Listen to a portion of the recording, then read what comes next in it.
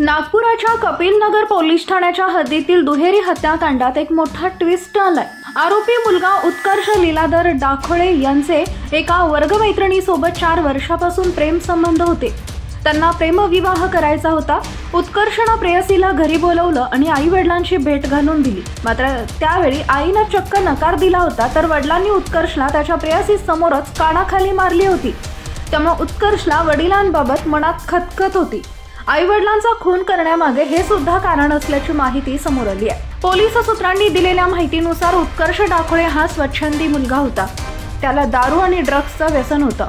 Engineering कॉलेजमध्ये जाऊन शिक्षण घेण्याऐवजी तो मित्रांसोबत पार्ट्या करायला जात होता। कॉलेजच्या शुल्काच्या नावावर तो आईकडून नेहमी पैसे उकळत होता।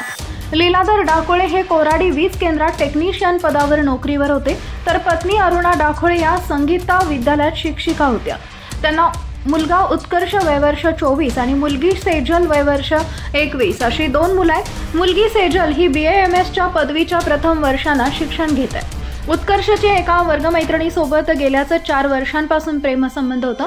दोघांचा प्रेमसंबंध तरुणी आणि उत्कर्षच्या घरापर्यंत पोहोचले होते। त्यामुळे त्या तरुणीला तिचे आई वडील लग्नासाठी घाई करत होते। प्रेयसीने उत्कर्षला प्रेमविवाह करण्याचा तगादा लावला होता। त्यामुळे उत्कर्षने प्रेयसीच्या आई वडिलांची भेट घालून देण्याचं ठरवलं। आई व वडील घरी असल्याचं बघून त्याने प्रेयसीला घरी बोलवलं। आई वडिलांची ओळख करून दिली। प्रेम संबंध असून लग्न करण्याबाबत चर्चा केली। आईने त्याला प्रेमविवाह करण्यास थेट नकार दिला, तर वडिलांनीही आरडाओरड केली। तसेच प्रेयसी समोरच त्याच्या कानशिलात लगावली। त्यामुळे उत्कर्षला अपमानित झाल्यासारखं वाटलं। तेव्हापासून त्याच्या मनात आई वडिलांबद्दल राग खतखतत होता। याच कारणानं त्यानं आईचा गळा ओढून तर वडिलांचा चाकून भोसकून खून केल्याची माहिती सूत्रांनी दिली आहे। हत्याकांडात साक्षीदार असण्याची शक्यता। उत्कर्षने आई वडील बंगळुरूला ध्यान साधनेला गेल्याचं सांगून बहीण सेजलला बोकाना इथं राहणाऱ्या काकांकडे राहायला घेऊन गेला। मात्र सेजलनं गेल्या 4 दिवसांपासून आईला फोन केला नाही, तसेच घराकडे एकदाही फिरकून बघितलं नाही। याबाबत आश्चर्य व्यक्त केलं जाते। तसेच आई वडिलांचा खून एकटा उत्कर्षने केला असावा यावर विश्वासही ठेवता येणार नाही। त्याला कुणीतरी सहकारी असण्याची शक्यता वर्तवण्यात येते। पोलिसांची दिशाभूल करण्याचा प्रयत्न।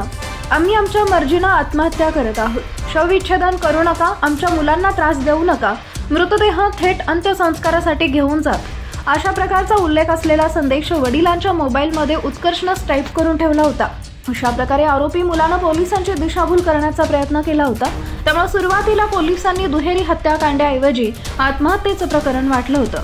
दरम्यान आणि जर अजूनही तुम्ही आमच्या AM मराठी न्यूजला सबस्क्राईब केलं नसेल तर जरूर सबस्क्राईब करा, अपडेट रहा।